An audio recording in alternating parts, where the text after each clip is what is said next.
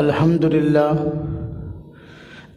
لله نحمده ونستعينه ونستغفره ونؤمن به ونتوكل عليه ونعوذ بالله من شرور أنفسنا ومن سيئات أعمالنا من يهده الله فلا مضل له ومن يضلل فلا هادي له ونشهد أن لا إله إلا الله وحده لا شريك له ونشهد أن سيدنا وسندنا ونبينا ومولانا محمدا عبده ورسوله أما بعد فأعوذ بالله من الشيطان الرجيم بسم الله الرحمن الرحيم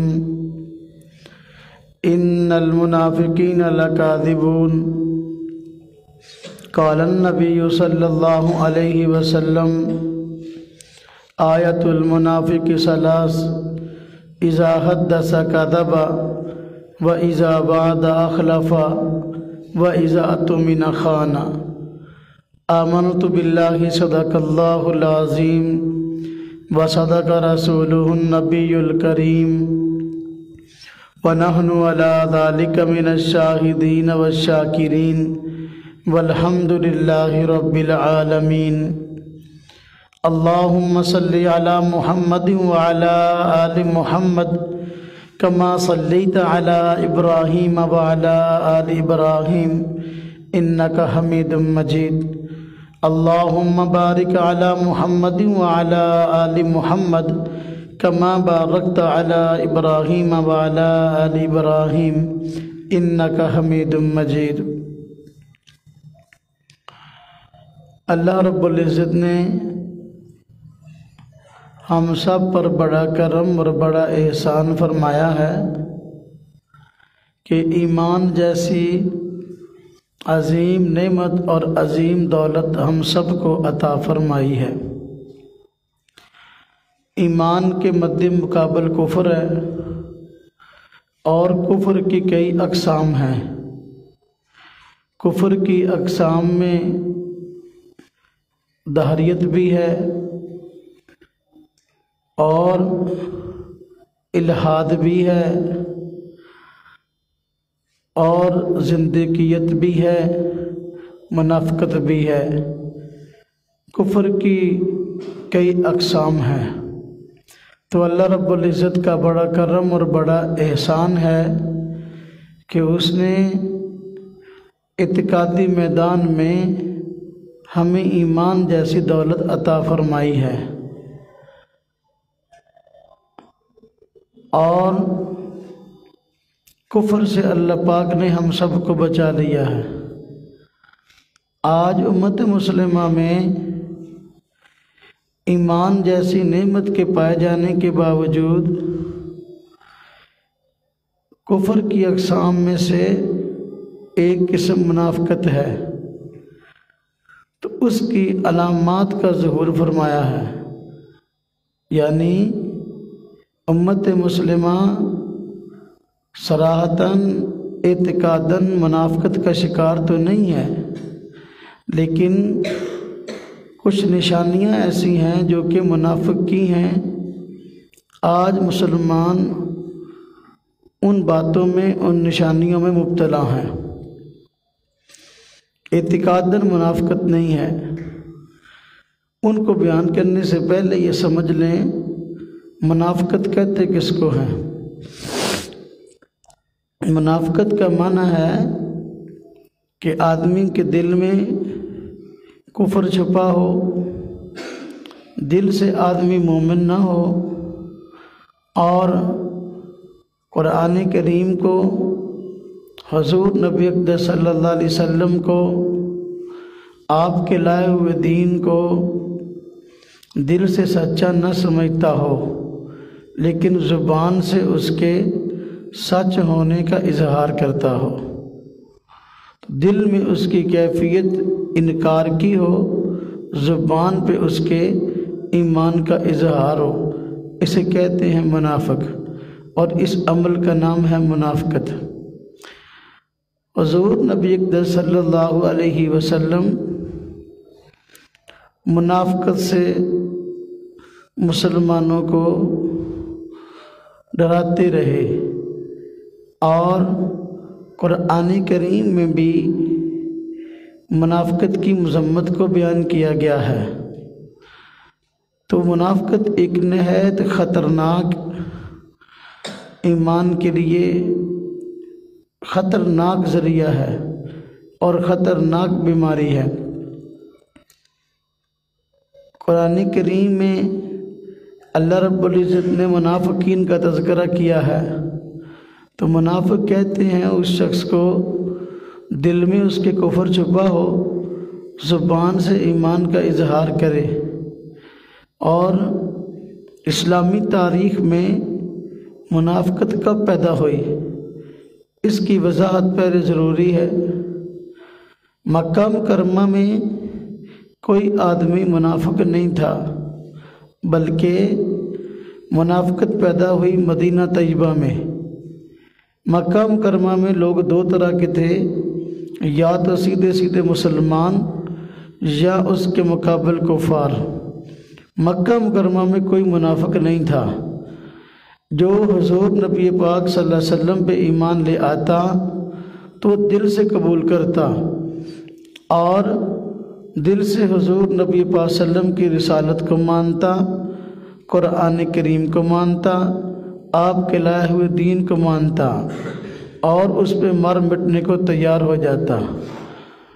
لیکن مد مقابل مشرکین مکہ تھے جو شرک پہ اڑے ہوئے تھے، اور وہ نہ صرف یہ کہ خود شرک کرتے تھے بلکہ دوسرے لوگوں کو شرک کی دعوت بھی دیتے تھے اور شرک کرنے پہ مجبور بھی کرتے تھے۔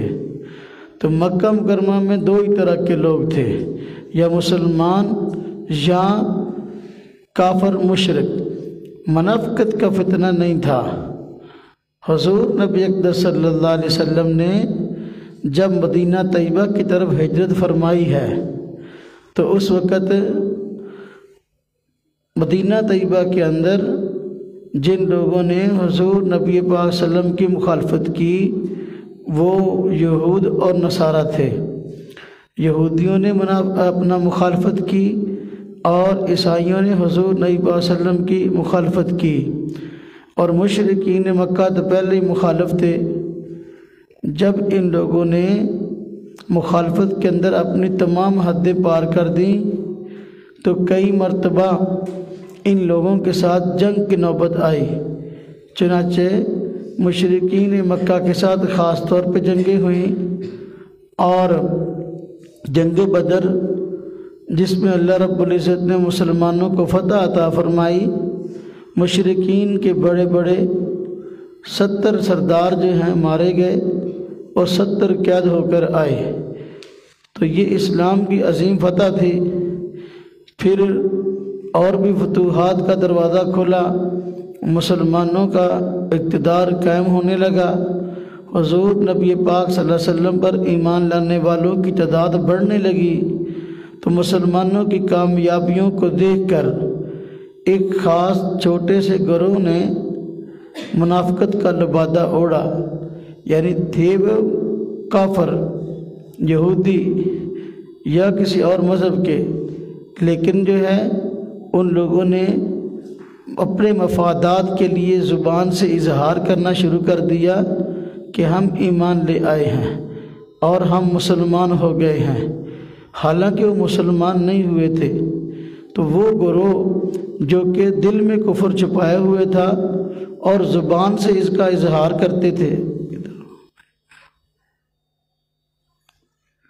دل میں کفر تھا اور زبان سے ایمان کا اظہار کرتے تھے، تو یہ منافقین تھے۔ ان کا سردار عبداللہ بن ابی تھا، یہ منافقین کا سردار تھا، اور اس نے مفادات کے لیے منافقت کا لبادہ اوڑھ لیا۔ طریقہ کار یہ اختیار کیا کہ اس گروہ نے کہ مسلمانوں کے پاس جا کے بیٹھتے تو مسلمانوں والی باتیں کرتے، کافروں کے پاس جا کے بیٹھتے تو کافروں جیسی باتیں کرتے، مسلمانوں کے پاس بیٹھتے تو کفار کی چغلیاں کرتے، کفار کے پاس جاتے تو مسلمانوں کی چغلیاں کرتے۔ اللہ رب العزت نے قرآن کریم میں ان کے اس طرز کو بیان کیا ہے، فرمایا وَإِذَا لَقُوا الَّذِينَ آمَنُوا قَالُوا آمَنَّا، جب مسلمانوں سے ملتے ہیں ایمان والوں سے کہتے ہیں ہم ایمان لے آئے۔ وَإِذَا خَلَوْا إِلَىٰ شَيَاطِينِهِمْ، جب اپنے شیطانوں کے پاس تنہائی میں ہوتے ہیں تو پھر کہتے ہیں انما نحن مستہزئون، ہم تو صرف شغل میلہ کرنے کے لیے جاتے ہیں۔ اب دیکھو یہ منافقین کا طرز تھا، تو اللہ رب العزت نے قرآن کریم میں فتنہ نفاق کی نشاندہی فرمائی ہے اور بتایا فتنہ نفاق کہاں پیدا ہوا اور منافقین کہاں کے تھے۔ بتایا من اہل المدینہ مردوا علی النفاق، کہ مدینہ والوں میں سے کچھ لوگ ایسے تھے جو منافقت پہ اڑے ہوئے تھے۔ مکہ مکرمہ میں کوئی منافق نہیں تھا، منافقت پیدا ہوئی ہے مدینہ طیبہ میں۔ جب مسلمانوں کو اللہ رب العزت نے ترقیاں عطا فرمائی تو اپنے مفادات کو حاصل کرنے کے لیے منافقت کا ربادہ ایک گروہ نے اوڑھ لیا، وہ منافقین ہیں، اور یہ اعتقادی منافقت ہے۔ ان کے چال اور طریقہ کار یہ ہوتا تھا کہ جب کوئی خوشی کا موقع ہوتا تو اس وقت مسلمانوں کے ساتھ مل جاتے، اور جب مشکل موقع ہوتا تو پھر مسلمانوں کو چھوڑ کے فرار ہو جاتے۔ مثلا اگر کوئی قوم مسلمانوں پہ حملہ آور ہوتی اور مسلمانوں کو جان مال کا خطرہ لاحق ہوتا، عین اس موقع پر مسلمانوں کو چھوڑ کر نکل جاتے تھے، جیسا کہ جنگ احد کے موقع پر ہوا۔ ہاں جی، جنگ احد کے موقع پر ہوا کہ عین جنگ کے موقع پر جب مشرکین سے آمنا سامنا ہوا تو اس وقت عبداللہ بن ابی اپنے ماننے والوں کو لے کر میدان جنگ سے فرار ہو گیا بہانہ بناتے ہوئے۔ اور غزوہ خندق کے موقع پر جب مسلمان مدینہ طیبہ میں موجود تھے تو مشرکین مکہ نے طے کیا کہ دیگر دوسرے عرب قبائل کو ساتھ ملا کر مسلمانوں کا خاتمہ کر دیتے ہیں۔ چنانچہ ہزاروں کی تعداد میں وہ مدینہ طیبہ پر حملہ آور ہوئے۔ مسلمانوں کو اس بات کا علم ہوا تو حضور نبی پاک صلی اللہ علیہ وسلم نے مسلمانوں کو خندق کھودنے کا حکم دیا۔ خندق کا مطلب گڑھے، بڑے بڑے گڑھے مدینہ طیبہ کے چاروں طرف کھودے گئے تاکہ مشرکین کی فوج اندر نہ آ سکے۔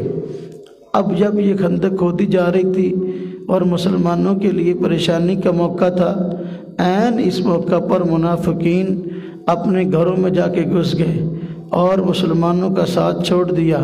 بہانے بنا کر حضور نبی پاک صلی اللہ علیہ وسلم سے رخصت اور چھٹی لینے لگے، ہم آپ کے ساتھ نہیں ٹھہر سکتے۔ کسی نے کہا میری بیوی بیمار ہے، کسی نے کہا کہ ہمارے گھر کوئی نہیں، کسی نے کہا کہ میں خود بیمار ہوں، کسی نے کہا کہ اور مجبوری۔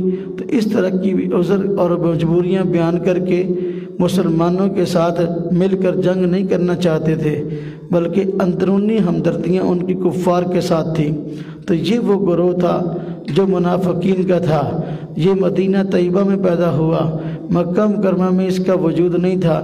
اس لیے اللہ رب العزت نے قرآن کریم میں فرمایا وَمِنْ أَهْلِ الْمَدِينَةِ مَرَضُوا عَلَى النِّفَاقِ، مدینہ طیبہ والوں میں بعض ایسے ہیں جو منافقت پہ اڑے ہوئے ہیں۔ یہ نہیں کہا سارے مدینہ والے منافق ہیں، بلکہ وَمِنْ أَهْلِ الْمَدِينَةِ لفظ من استعمال فرمایا ہے، اور من یہاں تبعیضیہ ہے، بعضیت بیان کرنے کے لیے ہے کہ سارے مدینہ کے لوگ منافق نہیں ہیں، بلکہ مدینہ کے کچھ لوگ منافق ہیں۔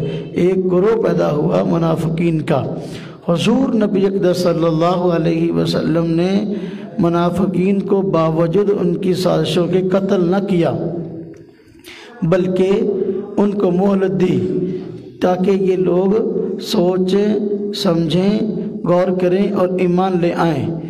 بعض دفعہ ان کی حرکات اتنی زیادہ عجیب و غریب اور اتنی تکلیف دہ ہوتی تھیں کہ مسلمان ان کے قتال کا کہتے تھے، لیکن حضور نبی اقدس صلی اللہ علیہ وسلم نے فرمایا کہ نہ ان کو قتل نہ کیا جائے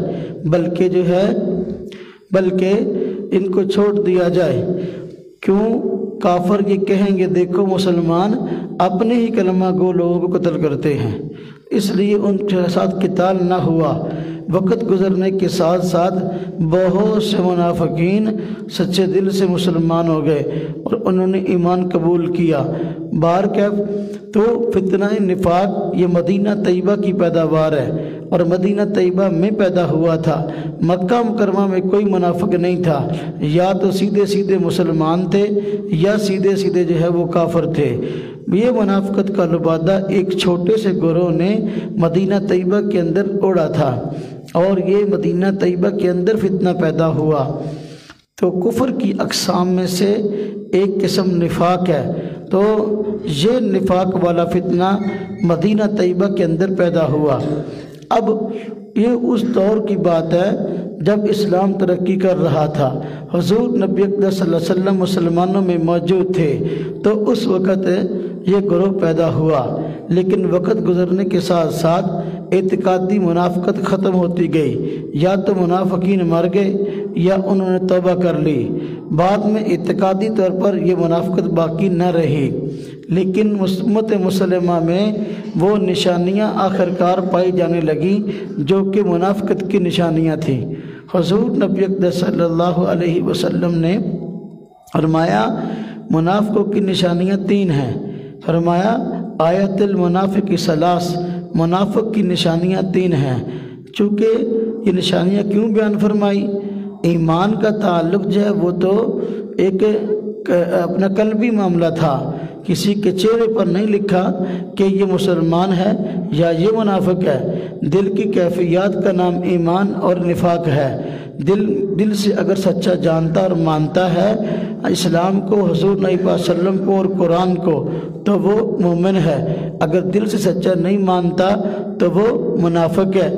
اب چہرے پر تو لکھا نہیں ہوتا تھا کہ یہ منافق ہے یا مومن ہے، تو حضور نبی پاک صلی اللہ علیہ وسلم نے مسلمانوں کو 3 نشانیاں بتلائیں کہ جو بھی منافق ہوگا تو اس میں 3 نشانیوں میں سے کوئی ایک پائی جائے گی یا تینوں پائی جائیں گی یا 2 پائی جائیں گی۔ فرمایا یہ 3 چیزیں ایسی ہیں جو منافق میں پائی جاتی ہیں اور مومن ایسا کام نہیں کرتا۔ کون کون سی؟ فرمایا اذا حدث کذب، جب بات کرے تو جھوٹ بولے۔ یہ مسلمان کی نشانی نہیں بلکہ منافق کی نشانی ہے۔ جھوٹ بولنا یہ نہایت ہی خطرناک جرم ہے۔ جھوٹ بولنے کا مطلب ہوتا ہے حقیقی بات کو چھپا کر، سچی بات کو چھپا کر خلاف واقعہ بات اگلے آدمی کے سامنے رکھ دینا، جس کی وجہ سے جو ہمارا مخاطب ہے وہ دھوکے میں پڑ جائے، اس کا نام جھوٹ ہے۔ سچی بات دل میں رکھنا، زبان سے اس کے الٹ بات کا اظہار کر دینا، تو یہ جھوٹ ہے۔ یہ جھوٹ منافقت کی نشانی ہے۔ آج امت مسلمہ میں اعتقادی نفاق تو نہیں رہا، یعنی ایسا نہیں ہے کوئی آدمی اعتقادی طور پر تو کافر ہو لیکن زبان سے کلمہ پڑھے، عموماً یہ نہیں ہے، لیکن نشانیاں آج پائی جاتی ہیں جو کہ منافقین کی تھی، وہ مسلمانوں کی عملی کمزوری کی وجہ سے ہیں۔ اس طرح فرمایا جھوٹ بولنا یہ منافق کی نشانی ہے۔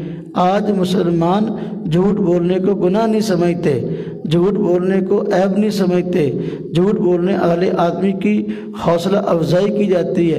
جو آدمی جتنا جھوٹا ہے معاشرے میں بس اوقات اس کو اتنی عزت ملتی ہے کہ یہ بڑا سمجھدار ہے، موقع کی مناسبت سے بات کرنا جانتا ہے۔ تو باہر کیف جھوٹ بولنا گناہ کبیرہ ہے، گناہ کبیرہ وہ بڑے گناہوں میں سے ہے، اس لیے جھوٹ بولنے سے بچنا چاہیے۔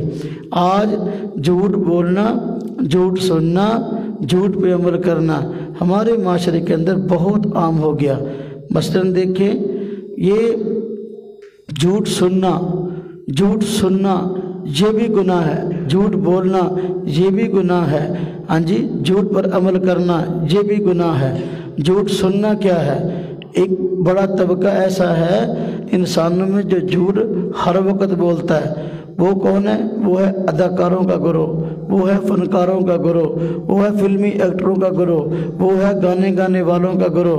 گانا گانے والا ہر وقت کیا کرتا ہے؟ گانا گانے والا جو جملے بولتا ہے تو وہ ایک ایک لفظ جھوٹ ہوتا ہے۔ جو لوگ فلمیں ڈرامے دیکھتے ہیں ان کو اس چیز کا اندازہ ہے کہ گانا گانے والا ایک جو ہے نا اپنا کسی بھی اپنی معشوقہ کے ساتھ عشق کا اظہار کر رہا ہوتا ہے، تیرے بغیر میں رہ نہیں سکتا، میں مر جاؤں گا، ہاں جی، دوسرے گانے میں کسی اور کے ساتھ ہوتا ہے۔ یہ سارے کا سارا ایک ایک جملہ جھوٹ جو ہے اس کا گانے کا جھوٹ ہوتا ہے، ایک ایک لفظ جو ہے عام طور پر گانے کے اندر جو ہے خلاف واقعہ ہوتا ہے، ہاں جی۔ اور جو فلمیں ڈرامے بنتے یہ جھوٹی کہانیاں گھڑ کر جو ہے لوگوں کے سامنے پیش کی جاتی ہیں، لوگ ان کو دیکھتے ہیں اور سنتے ہیں، ہاں جی۔ اب یہ ہے جھوٹ کا سننا، جھوٹ کا دیکھنا، فلم کو دیکھنا یہ جھوٹ کا دیکھنا ہے، گانوں کو سننا یہ جھوٹ کا، گانے کو سننا یہ جھوٹ کو سننا ہے۔ اس لیے گانا بھی سننا چھوڑنا چاہیے اور اسی طرح فلمیں ڈرامے دیکھنا بھی بند کرنے چاہیے۔ یہ اسٹیج ڈرامے اس میں ایک ایک بات جھوٹ ہوتی ہے، جو کبھی کہہ رہا ہوتا ہے یہ فلاں جگہ گیا ہے، اس نے فلاں کیا، اب سب ہنسنا شروع کر دیتے ہیں، وہ گیا نہیں ہوتا، یہ جھوٹ ہے۔ تو جھوٹ کو سننا بھی گناہ ہے، جھوٹ کو بولنا بھی گناہ ہے، جھوٹ کو دیکھنا بھی گناہ ہے، جھوٹ کو بولنا بھی گناہ ہے۔ آج بہت سارے لوگ جھوٹ کو بولنے کو گناہ بسا اوقات سمجھتے ہیں، لیکن جو ہے جھوٹ دیکھنے کو، جھوٹ سننے کو گناہ نہیں سمجھتے۔ یہ بہت بڑی بیماری ہے۔ اور اسی طریقے سے دیکھیں آج امت مسلمہ میں بعض لوگوں کا اپنی عملی کوتاہیوں کی وجہ سے یہ ذہن بن گیا کہ جھوٹ نہ بولیں ہمارا کام نہیں چل سکتا، جھوٹ نہ بولیں ہمارا کاروبار نہیں چلتا۔ بہت سارے تاجر، بہت سارے تجارت کرنے والے، بہت سارے کاروباری لوگ جھوٹ کو اپنے ایمان کا حصہ سمجھنے لگے ہیں، اپنے کردار کا حصہ، اپنی تجارت کا حصہ۔ حالانکہ بات نہایت خطرناک ہے کہ ایک مومن کی یہ سوچ بن جائے، ایک مسلمان کی یہ سوچ بن جائے کہ میرا کام، میرا کاروبار جھوٹ کے بغیر نہیں چل سکتا۔ حالانکہ اللہ رب العزت کی ذات امن اصدق من اللہ قیلا، اللہ پاک فرماتے ہیں بات میں اللہ پاک کی ذات سے بڑھ کر اور سچا اور کون ہے؟ رب تعالیٰ کی بات نے، رب تعالیٰ کی ذات نے جھوٹ کی حوصلہ افزائی نہیں فرمائی بلکہ حوصلہ شکنی فرمائی ہے، اور فرمایا ان المنافقین لکاذبون، منافق لوگ جھوٹ بولتے ہیں۔ مومن کا کام نہیں ہے جھوٹ بولے، جو کہتے ہیں کاروبار جھوٹ کے بغیر نہیں چلتا، انہوں نے اسلام کی تاریخ کو یا پڑھا نہیں یا پڑھ کر فراموش کر دیا۔ حضور نبی اکرم صلی اللہ علیہ وسلم جو ہے صرف عبادات کے لیے ہمارے مقتدا نہیں ہیں بلکہ عبادات کے لیے بھی مقتدا ہیں، عبادات کے ساتھ ساتھ جو ہے معاملات میں بھی مقتدا ہیں۔ حضور نبی پاک صلی اللہ علیہ وسلم نے نہ صرف مکہ مکرمہ میں تجارت کی بلکہ بیرون ممالک تک تجارت کی ہے، بیرون ممالک تک جو ہے تجارت کا مال لے کے جاتے تھے، اور امانت اور دیانت کی وجہ سے مکہ مکرمہ میں آپ کی شہرت تھی۔ یہی وجہ اعلان نبوت سے پہلے جو آپ کے دو لقب مشہور تھے وہ صادق اور امین تھے۔ دنیا میں لوگ مکہ مکرمہ والے آپ کو کہتے تھے یہ صادق ہے اور یہ امین ہے، یہ جھوٹ نہیں بول سکتے، یہ خیانت نہیں کر سکتے۔ جس مسلمان کا پیغمبر، جس مسلمان کا مقتدا، وہ ان کی شان یہ ہے کہ اعلان نبوت سے پہلے صادق اور امین تھے اور ان کی تجارت دنیا میں چمکی ہے۔ آج اس نبی کو ماننے والے کی یہ حالت ہے، وہ کہتا ہے جھوٹ کے بغیر میرا کاروبار نہیں چلتا۔ حضور نبی پاک صلی اللہ علیہ وسلم نے ایسے کاروباری آدمی کو جو جھوٹ سے کام نہ لے، سچائی اور امانت داری سے کام لے، اس کی حوصلہ افزائی کرتے ہوئے فرمایا التاجر الصدوق الامین مع النبیین والصدیقین والشہداء والصالحین، فرمایا سچا امانت دار تاجر یہ قیامت کے دن اللہ پاک اس کو انعام فرمائیں گے کہ یہ نبیوں کے ساتھ ہوگا، صدیقین کے ساتھ ہوگا، شہداء کے ساتھ ہوگا، صالحین کے ساتھ ہوگا۔ اب یہ بہت بڑی خوشخبری ہے امانت دار سچے تاجر کے لیے۔ جو آدمی کہتا ہے جھوٹ کے بغیر کاروبار نہیں چلتا، اس کو پہلے اپنے ذہن کو صاف کرنا چاہیے، اپنی سمت کو درست کرنا چاہیے، اپنے کاروبار کو پھر چمکتا ہوا دیکھے گا۔ آج پاکستان کی جو معیشت ڈوبی ہے، اس کے ڈوبنے کے اسباب میں سے بڑا سبب یہ ہے پاکستان میں کاروبار کے اندر دو نمبری ہوتی ہے، اور دو نمبری کی وجہ سے تجارت میں پیچھے ہیں۔ وہ کافر جو عیسائی ہے جس نے کلمہ نہیں پڑھا وہ ہم سے اعمال میں معاملات میں جو ہے نا وہ اس معاملے میں ہم سے آگے نکلتا نظر آتا ہے کہ وہ عام طور پر کاروبار میں سچ بولتا ہے، جس کی وجہ سے اس کی تجارت چمک گئی ہے۔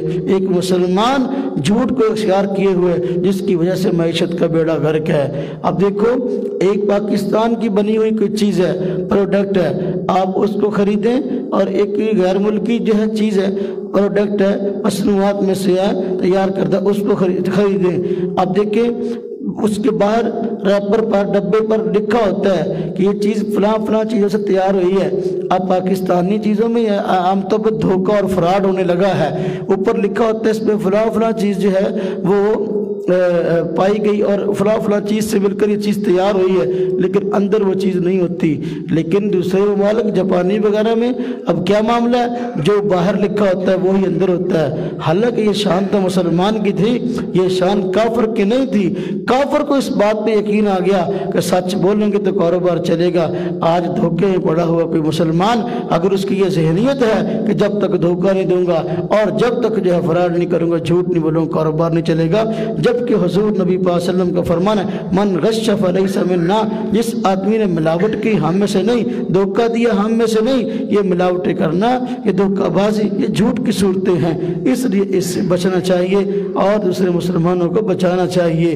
انشاءاللہ یہ سوچ اور یہ سمجھ لے کر، یہ فکر لے کر اگر کاروبار کریں گے تو انشاءاللہ جھوٹ جو ہے وہ اس سے نجات پائیں گے اور ساتھ ہمارا کاروبار بھی چلے گا۔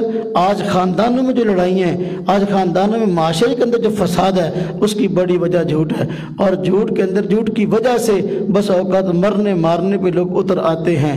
اور انسان اگر زندگی میں ایک مرتبہ جھوٹ بول لیتا ہے تو بس اوقات وقتی طور پر تو جھوٹ کی وجہ سے اس کا کام چل جاتا ہے، لیکن جب مستقبل میں جو ہے یہ جھوٹ اس کے لیے تباہی ہے، پھر اپنے ایک جھوٹ کو چھپانے کے لیے اس کو 100 جھوٹ بولنے پڑتے ہیں۔ تو یہ جھوٹ کا انجام ہے، جھوٹ کا انجام آخر کار تباہی ہے، جھوٹ کا انجام آخر کار نقصان ہے، اور اپنی ذات کا بھی، اپنے خاندان کا بھی، اپنے سارے رشتہ داروں کا بھی۔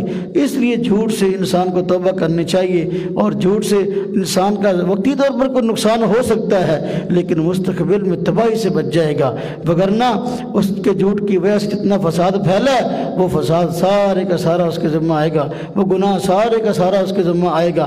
لہذا حضور نبی پاک صلی اللہ علیہ وسلم نے فرمایا آیت المنافق ثلاث، منافق کی نشانیاں 3 ہیں، اور فرمایا کہ پہلی نشانی ہے اذا حدث کذب، اذا حدث کذب، بات کرے تو جھوٹ بولے۔ قرآن کریم میں اللہ رب العزت نے جہاں تک فرمایا ہے جھوٹے آدمی کے متعلق، فرمایا لعنت اللہ علی الکاذبین، الا لعنت اللہ علی الکاذبین، سنو جھوٹے لوگوں پر اللہ کی لعنت ہے۔ اب اللہ کی لعنت کیا ہے؟ لعنت کا مطلب ہوتا ہے اللہ کی رحمت سے دوری۔ رب تعالیٰ کی رحمت سچے کے اوپر اترتی ہے، رب تعالیٰ کی مدد سچے پہ آتی ہے، اس کے جان مال عزت میں برکتیں سچائی کی وجہ سے ہوتی ہیں۔ لیکن جو آدمی جھوٹ بولتا ہے اللہ کی رحمت اس سے اٹھ جاتی ہے، اب جو ہے برکت نام کی کوئی چیز نہیں رہتی، اب جو ہے اللہ پاک کی تائید پر مدد اٹھ جاتی ہے، پھر انسان بسا اوقات اپنے نقصان میں دن بدن آگے بڑھتا ہی جاتا ہے، دنیا میں بھی تباہی ہے اس کے لیے، آخرت میں بھی تباہی ہے۔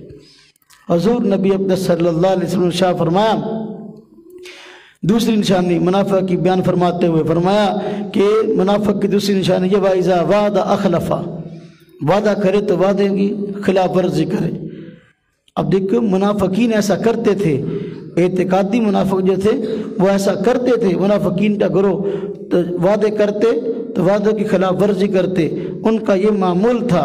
حضور نبی پاک صلی اللہ علیہ وسلم نے فرمایا کہ منافق کی دوسری نشانی یہ ہے وَإِذَا وَعَدَ أَخْلَفَ، جب وعدہ کرے تو خلاف ورزی کرے۔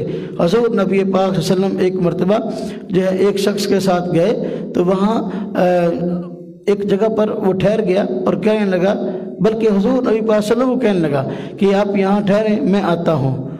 حضور نبی پاک صلی اللہ علیہ وسلم وہاں ٹھہر گئے، اب وہ چلا گیا، وہ تو اپنی طرف سے بہانہ بنا کر گیا تھا، تو اگلے دن ویسے ہی وہاں سے اس کا گزر ہوا، دیکھا حضور نبی پاک صلی اللہ علیہ وسلم وہیں کھڑے ہیں، تو اب جو ہے جب دیکھا تو پریشان ہوا اور پوچھنے لگا حضور آپ یہاں کھڑے ہیں؟ فرمایا کہ تو کل کہہ کر گیا تھا کہ آپ یہاں رہے میں آتا ہوں، تو میں اس لیے یہاں کھڑا تھا۔ تو جھوٹا وعدہ کرنا، اب دیکھو بہت سارے لوگ معاملات میں جھوٹے وعدے کرتے ہیں جس کا انجام تباہی ہے، جس کا انجام لڑائی جھگڑا اور فساد ہے، اب دیکھو ایک آدمی دوسرے آدمی کے پیسے دینے ہیں، وعدہ کر لیا کہ 1 ہفتے بعد دے دوں گا، اب وعدے کے مطابق اس کو چاہیے یا تو اس کو پیسے دے دے، یا اگر اس کے پاس پیسے نہیں بن پڑے تو پھر اب یہ کام کرے کہ 1 ہفتے بعد اس کے پاس پیسے نہیں بن پڑے، اس کے رابطہ کرنے سے پہلے اس کو کہہ دے کہ بھئی میں معذرت چاہتا ہوں اور میں اس میں شرمندہ ہوں، مجھ سے پیسے نہیں بن پڑے اور میں اتنے وقت کے بعد آپ کو لٹا دوں گا۔ لیکن ایسا نہیں ہوتا، بلکہ الٹ ہوتا ہے، کیا کہ 1 ہفتے کا وعدہ دیا مثلاً کہ بھئی 1 ہفتے بعد پیسے لے لینا، اب جب وہ 1 ہفتے بعد پیسے لینے کے لیے آتا ہے، بجائے اس کے کہ اس کے ساتھ اچھائی والا معاملہ کیا، اسے لڑنا شروع کر دیتے ہیں، اسے لڑنا شروع کر دیتے ہیں، اس کو گالم گلوچ شروع کر دیتے ہیں، بس وقت اسی کا گریبان پکڑ لیتے ہیں۔ اس بیچارے نے اگر قرضہ دیا تو نیکی کی، لیکن اب جو ہے اس کا انجام یہ ہے کہ قرضہ دے کر اس نے نیکی کی ہے، اس کے ساتھ بیچارے کے ساتھ برائی ہو رہی ہے، اور جھوٹا وعدہ، اچھا چلو جمعے کو لے لینا، جب جمعہ آیا میں نے کب کہا تھا اس جمعے کو لے لینا، اب یہ کیا ہے؟ یہ دھوکہ ہے، جھوٹا وعدہ ہے۔ یا ویسے ہی ٹالتے رہنا، جب اس نے پیسے مانگے کہا کب دو گے، کہا مثلاً جمعے کو دوں گا یا 1 تاریخ کو دوں گا، جب یہ بات کہی اسی وقت ذہن میں تھا کہ میں نے 1 تاریخ کو پیسے دینے نہیں ہیں، وہاں ٹرخایا ہے۔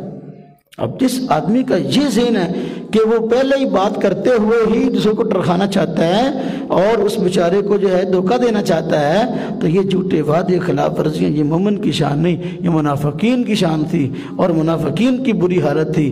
اس لیے حضور نبی صلی اللہ علیہ وسلم فرمایا کہ منافق کی دوسری نشانی یہ ہے وَإِذَا وَعَدَ أَخْلَفَ، جب وعدہ کرے تو وعدے کی خلاف ورزی کرے۔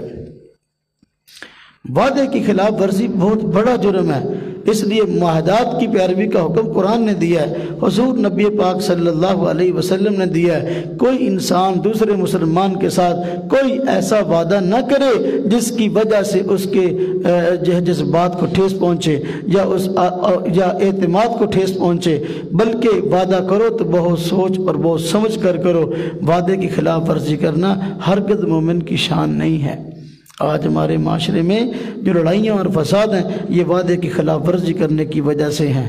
حضور نبی اقدس صلی اللہ علیہ وسلم نے تیسری نشانی منافق کی یہ بتائی ہے وَإِذَا اؤْتُمِنَ خَانَ، جب اس کے پاس امانت رکھواؤ تو وہ امانت میں خیانت کرے۔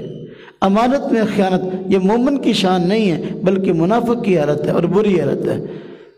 اب امانت میں خیانت کی بہت ساری صورتیں ہیں جس میں آج مسلمان مبتلا ہیں۔ امانت میں خیانت کیا ہے؟ بس دیکھیں، کسی نے آپ کے پاس پیسے رکھوائے، جو عام سمجھی جاتی ہے، کسی نے آپ کے پاس پیسے رکھوائے بطور امانت کے، بھائی یہ پیسے ہیں آپ میرے اپنے پاس رکھ لو، ہاں جی میرے پیسے ہیں تو چلو مجھے جب ضرورت ہوگی تو میں جو ہے وہ آپ سے واپس لے لوں گا۔ لیکن اب یہ ان پیسوں کو ہڑپ کر جائے، وہ پیسے ہیں بطور امانت کے پڑے تھے لیکن اب ان پیسوں کو اپنے ذاتی استعمال میں لے آیا، اور جب اس نے تقاضا کیا اب اسے لڑنے لگ گیا، اب اسے جو ہے نا فساد شروع کر دیا۔ امانت میں خیانت ہے، ہاں جی۔ تو یہاں تک بھی فقہاء کرام نے لکھا ہے امانت کے معاملے میں اگر کسی آدمی نے آپ کے پاس کوئی رقم رکھوائی ہے تو رقم بھی چینج کرنا جائز نہیں ہے، جڑے نوٹ رکھوائے وہی نوٹ دینے ہیں، یہ امانت ہے۔ تو امانت کا بڑا خیال، امانتیں ضائع ہو رہی ہیں، ہاں جی۔ اور دیکھیں امانت کے میں خیانت کی بہت ساری صورتیں ہیں آج کل، جس طرح کے علماء کرام نے اس کی تشریح کی ہے، بلکہ حدیث میں بھی ہے کہ جس آدمی سے کوئی مشورہ مانگا جائے تو مشورہ بھی اس کے حق میں امانت ہے، تو مشورہ دینے والے کو چاہیے مشورہ وہ دے جو کہ اس کے حق میں مشورہ لینے والے کے حق میں اچھا اور بہتر ہو۔ مشورہ دینا اچھا، ہاں جی، یہ بھی امانت ہے حدیث پاک کی روشنی میں۔ اب کوئی آدمی آپ سے مشورہ لینے کے لیے آیا کسی خاص معاملے میں، آپ جانتے ہیں کہ بھئی اس کے حق میں بھلائی، اس کے ایمان کو سامنے رکھتے ہوئے اور اس کی شخصیت کو سامنے رکھتے ہوئے، اس کے حالات کو سامنے رکھتے ہوئے اس کے لیے فلاں کام فلاں چیز مناسب ہے، تو لہذا آپ اس کے مطابق اس کو مشورہ دیتے ہیں تو یہ امانت ہے۔ لیکن اگر آپ اس کو نقصان پہنچانے کا سوچتے ہیں، جان بوجھ کر آپ سوچ رہے ہیں، سمجھ رہے ہیں کہ بھئی اس کا فائدہ کسی اور چیز میں، اس کے الٹ اس کو مشورہ دے دیتے ہیں تو یہ خیانت ہے۔ اس نے تو آپ کے ساتھ آپ کو اچھا آدمی سمجھتے ہوئے، اپنا دوست سمجھتے ہوئے، اپنا عزیز رشتہ دار سمجھتے ہوئے، اپنا خیر خواہ سمجھتے ہوئے مشورہ مانگا، لیکن آپ نے جو ہے اس کو غلط مشورہ دے کر جو ہے اعتماد کو نقصان پہنچایا، اس کی شخصیت کو نقصان پہنچایا۔ تو اب یہ مشورے میں خیانت کرنا، یعنی وہ اس کو مشورہ دے دیا جو کہ خود اچھا بھی نہیں سمجھتا تھا، تو یہ ایک امانت میں خیانت ہے، اور یہ نفاق اور منافقت کی علامت ہے۔ کوئی انسان کسی منصب اور عہدے کا اہل نہیں ہے اور وہ اس منصب اور عہدے کو حاصل کرنے کی کوشش کرتا ہے اور اس کے لیے جائز کی بجائے ناجائز رخت دستہ اختیار کرتا ہے۔ مثلا سرکاری نوکری آئی، سرکاری نوکری، اب انہوں نے اعلان کیا کہ فلاں جو ہے نا میرٹ ہے، فلاں معیار ہے، جو اس معیار پہ پورا اترتے ہیں ان کے لیے اتنی نوکری کی گنجائش ہے۔ اب ہمارے یہاں ایسا ہوتا ہے، سرکاری نوکری آئی ہے، اہل بیچارے پیچھے رہتے ہیں، اہل لوگ نوکریوں پہ جا کے چڑھ جاتے ہیں، اور اس کے لیے ایک تو ناجائز سفارش کروائی جاتی ہے۔ سرکاری نوکری اسے ملے گی جس کے پاس کسی بڑے آدمی کی سفارش ہو، بڑے آدمی کی سفارش کروا کے نوکری حاصل کر لینا، حالانکہ وہ اس منصب کا اہل نہیں ہے، تو یہ اس منصب کے ساتھ خیانت ہے۔ اور اس طرح اس منصب کا اہل نہیں ہے لیکن رشوت دے کر اس منصب کو حاصل کر لیا، ہاں جی، 1,00,000 2,00,000 4,00,000 جو دے کے جو ہے حاصل کر لیا، یہ کیا ہے؟ یہ خیانت ہے، یہ خیانت کی صورتیں ہیں۔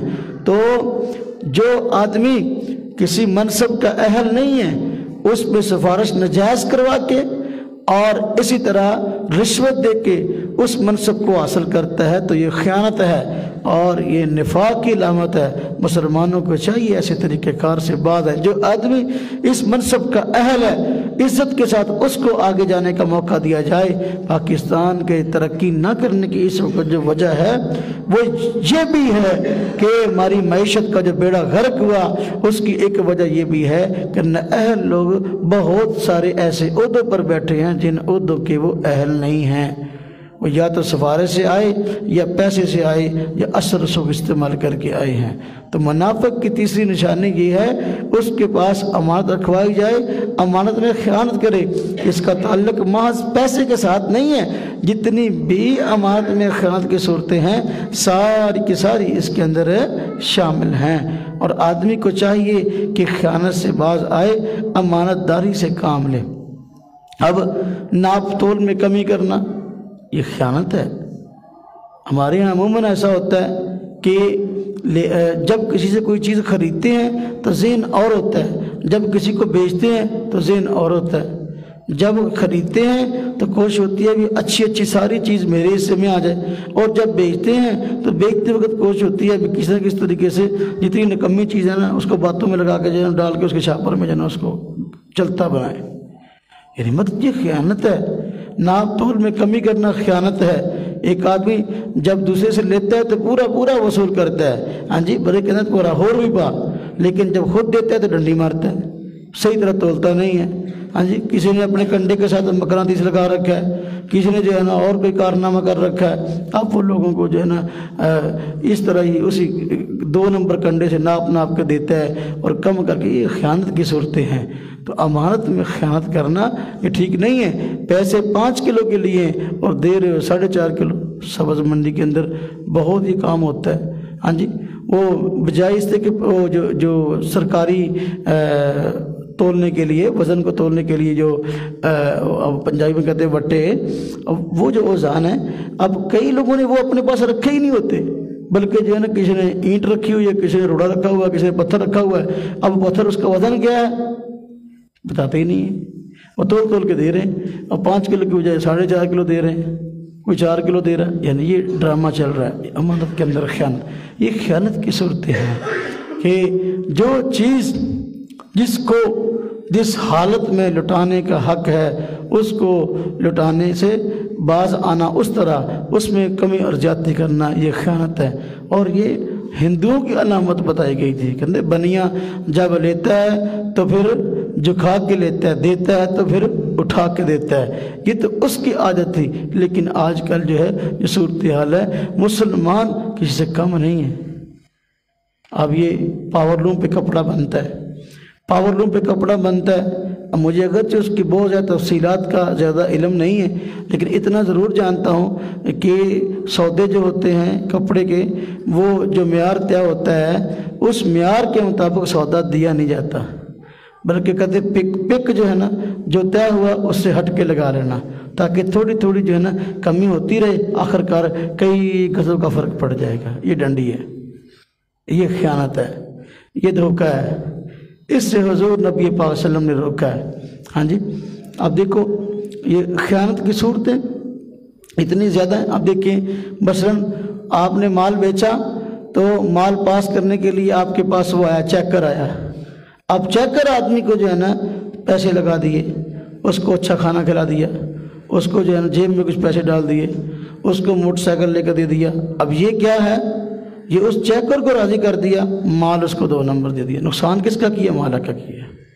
یہ چیزیں سب خیانت میں شامل ہیں، اور ہم اس کو غلط سمجھتے بھی نہیں ہیں۔ یہی ہے نا، ایک کپڑا اگر 8 لاکھ کا بکا ہے تو وہ 6 لاکھ کا بک جائے گا، وہ 7 لاکھ کا۔ لیکن یہ کہ اب اس پہ کام، اور دیکھیے ٹیکس کا معاملہ، ٹیکس اپنے حکومت کو دینے چاہیے، جو ٹیکس حکومت نے لاگو کیے ہیں وہ دینے چاہیے۔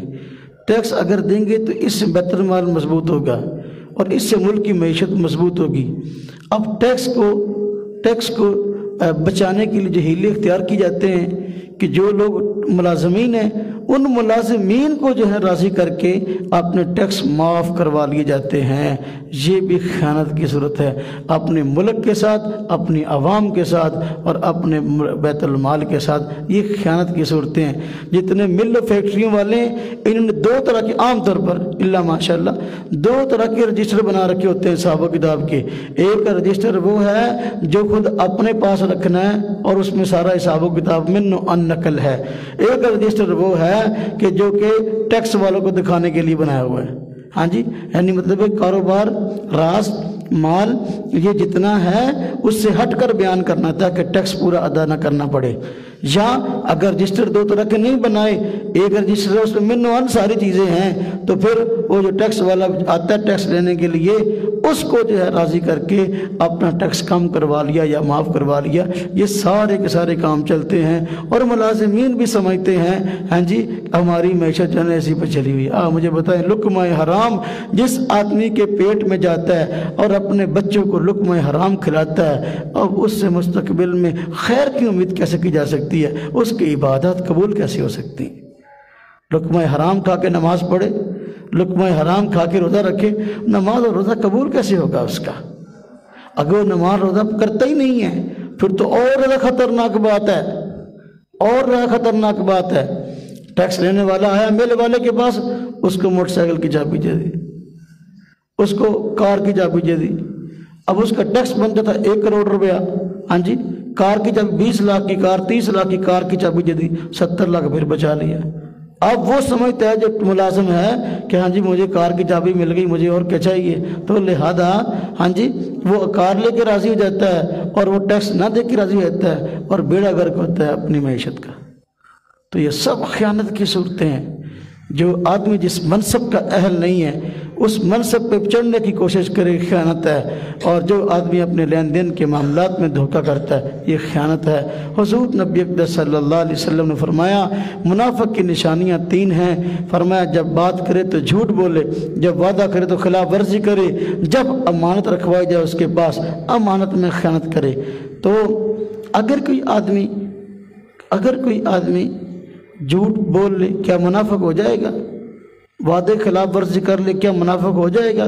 یا 1 مرتبہ خیانت کر لے منافق ہو جائے گا؟ نہیں، ایسا نہیں ہے۔ جھوٹ بول لے گناہ ہے، وعدے خلاف ورزی کرے گناہ ہے، خیانت کرے یہ گناہ ہے، 1 آدھ مرتبہ یہ معاملہ ہوا تو یہ گناہ ہے۔ لیکن جو ہے منافق وہ ہوتا ہے کہ جس کی عادت بن چکی ہو جھوٹ بولنے کی، منافق وہ ہوتا ہے جس کی عادت بن چکی ہے وعدے خلاف ورزی کرنے کی، منافق وہ ہوتا ہے جس کی عادت بن چکی ہے ڈنڈی مارنے اور خیانت کرنے کی۔ کبھی کبھار یہ ہو جائے، یہ گناہ تو ہے لیکن نفاق اس میں نہیں پاتا۔ ہاں، اور میں نے پہلے بات عرض کی تھی کہ ایک نفاق اعتقادی ہے اور ایک نفاق عملی ہے۔ آج کل نفاق اعتقادی تو باقی نہیں رہا، نفاق اعتقادی تو یہ تھا کہ ایک آدمی اس کے دل کے اندر کفر ہے، قرآن کو، حضور نبی صلی اللہ علیہ وسلم کو اور اسلام کو سچا نہیں مانتا، زبان سے کہتا ہے کہ میں اس سب کو سچا مانتا ہوں، یہ منافقت ہے اور یہ نفاق اعتقادی ہے۔ یہ اس کے اندر عام طور پر مسلمانوں میں نہیں ہے۔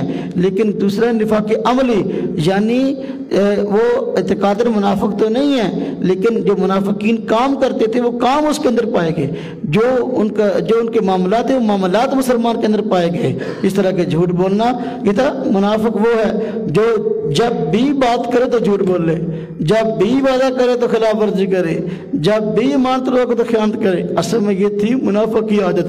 تو اب اگر کسی میں پائی جاتی ہے، یہ نفاق عملی ہے، باہر کے بہت بڑا گناہ ہے۔ اور یہ تینوں گناہ ایسے ہیں، جھوٹ بولنے جیسا، وعدے خلاف ورزی والا، امانت میں خیانت والا، یہ تینوں گناہ ایسے ہیں، یہ صرف لازمی نہیں ہیں بلکہ متعدی ہیں۔ یعنی یہ صرف خود انسان کو نقصان نہیں پہنچاتے، انسان کی شخصیت کو نقصان تو پہنچاتے ہی ہیں بلکہ معاشرے کا بیڑا گرک کرتے ہیں، یہ خاندان کا بیڑا گرک کرتے ہیں، یہ علاقے محلے کا بیڑا گرک کرتے ہیں، اس ملک کا بیڑا گرک کرتے ہیں۔ یہ لازمی گناہ نہیں ہے، یہ متعدی گناہ ہے، یعنی پوری امت مسلمہ کو اپنی لپیٹ میں لیے ہوئے ہیں۔ اس لیے یہ متعدی گناہ بھی چھوڑنے چاہیے، لازمی گناہ بھی چھوڑنے چاہیے۔ کوشش کرنی چاہیے کہ انسان جھوٹ سے بچے، وعدے کی خلاف ورزی سے بچے اور امانت میں خیانت کرنے سے بچے۔ اللہ رب العزت جو کچھ کہا سنا گیا ہم سب کو عمل کی توفیق عطا فرمائے۔ وآخر دعوانا الحمد۔